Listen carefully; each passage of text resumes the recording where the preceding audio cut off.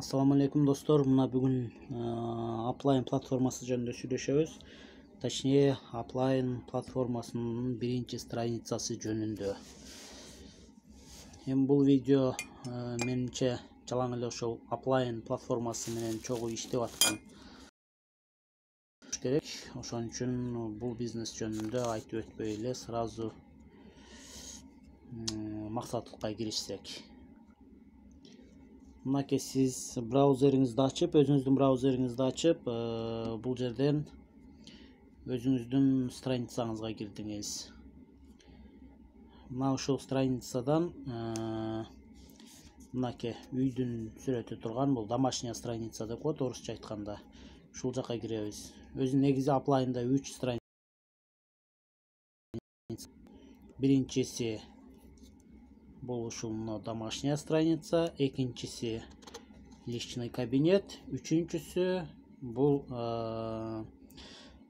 показатель кандай деп коет, сиздин жетишкендигиңиз тууралуу маалымат, кандай жетишкендиктериңиз бар, ошол жөнүндө маалымат берүүчү. Эми биринчи ушул домашняя страницага киргенибизде бул жерде сизге күнүнө мындай болуп 10 задание келип турат. Мынаке бул жерден көрө аласыз сиз өзүңүздүн аткарылган жана аткарыла элек заданияларыңызды. Мисалы, эгерде сиз 2 задание аткарсаңыз, бул жерде 2/10 болуп калат. То есть 10 заданиядан 2-өн аткардыңыз деген сөз. Ошондо бүгүнкүгө мына ушул заданиялар бар экен. Айталы, бул жерде мына заданияны көрүп турабыз. Бұл жерде мынау түшүндүрө кетейин. Мынау биринчи кружок 5 минута деп турган. Бұл ушул заданиядагы берилген видеонун убактысы. Ушул заданияны аткарганыңыздан кийин сизде ошол 5 минутаңыз наракка жазылат.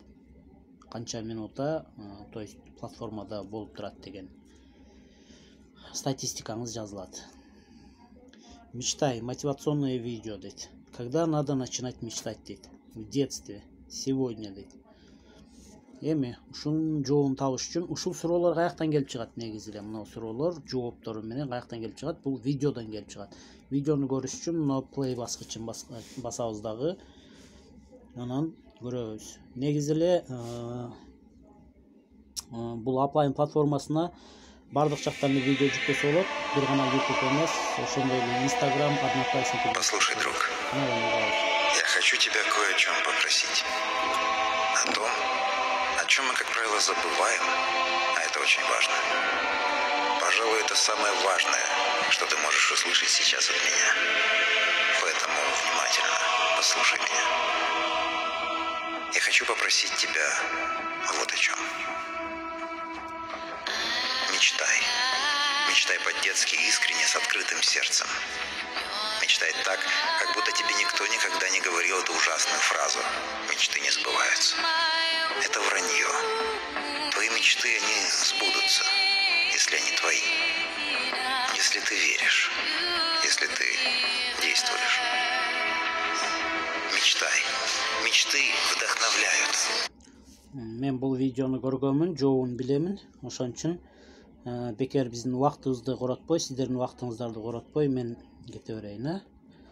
Мындай кылабыз дагы.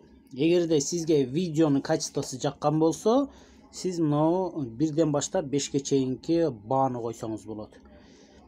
Эгер видео жакса 5 коесуз, жакпай калса 3-4 коесуз. Бу ошондой кыласыз. Анан эгерде сизде видеону көрүп чыккандан кийин эгерде туура келбеген, мисалы айталы, суроосу да жок, жообу дагы жок болсо бул видеодо, сиз мына отметить ошибки дегенди басасыз дагы.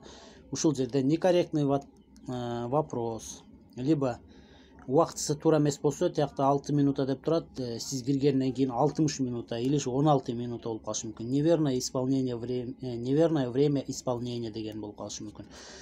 Ошону басасыз дагы, либо туура эмес жазылган болсо, грамматические ошибки дегенди басасыз.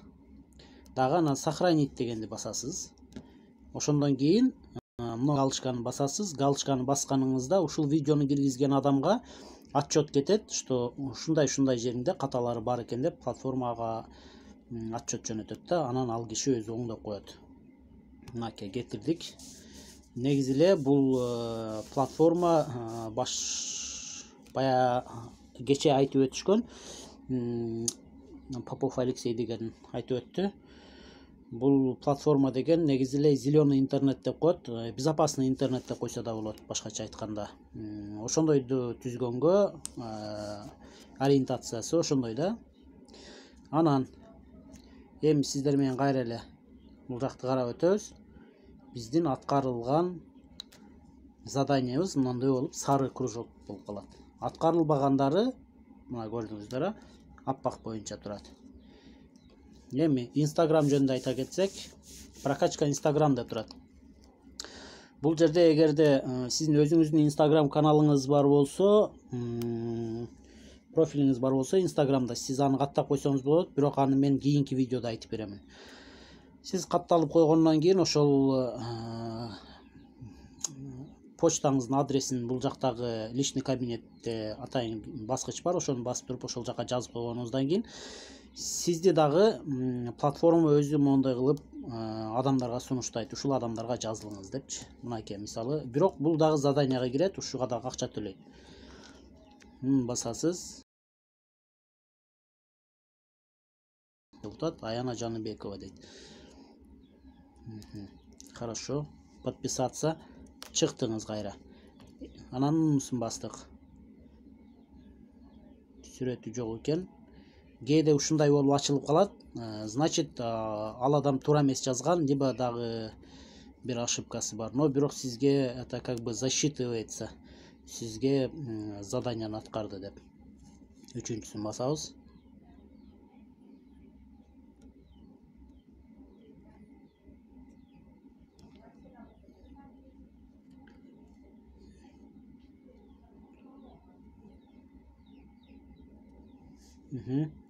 Интернет бир аз слабыйраак болуп атат, ошондуктан выполнено деген басабыз. Баарына кирип чыккандан кийин мынакей сизде сары кружок пайда болуп калды.